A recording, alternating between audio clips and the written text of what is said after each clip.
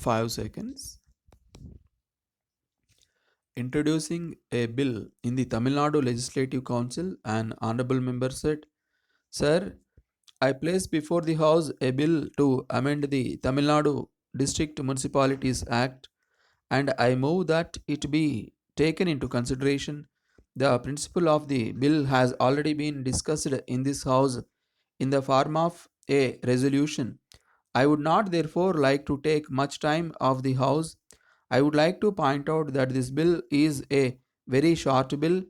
It is a matter of great satisfaction that this bill aims to take away the provision that has been made in the District Municipalities Act passed last year. That provision stated that the chairman of the municipalities had to be elected every year. The change was not made on the representation of the municipal councils.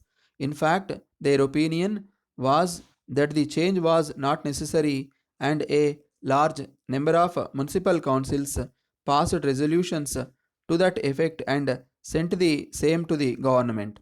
I would like to bring to the notice of the House that the bill providing for the change was passed last year despite such resolutions received by the government. As a matter of fact, the bill was supported by 17 members and 11 members voted against it. I would like to point out at this juncture that out of the 17 members in support, a large majority were government officials. You may be aware that only one member was an elected member. On the other hand, out of the persons who voted against the bill, two were elected members, and these members had close connection with the municipal councils. So, I would like to point out that the earlier bill was passed as a result of the pressure given by the official group in the council. In this connection, I would very much like to submit that the amendment I am moving now is not at all opposed to democratic principles. It is not a bill which is against public opinion. In fact, I would like to bring to the attention of the House that the old bill was against public opinion and was passed by the official bloc in the council. One of the main objections to my bill is that it tries to extend the term of the municipal chairmen who have been elected recently.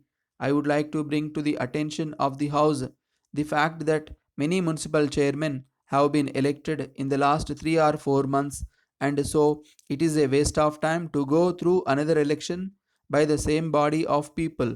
It is therefore my opinion that extension of term of office of such members through this bill will not be in any way improper. In this connection, I would even go to the extent of saying that if the council wants amendment may be brought to exclude the coming elections from the purview of this bill, I am confident that it will not go against the main principles of this bill. Honorable members of the House may note that even if this bill is passed, it has to get the approval of the governor, and it may take a few months' time within which elections may be held wherever due.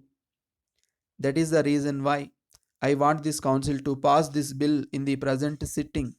In the interest of administration of the municipal councils, I submit that this amendment is absolutely necessary.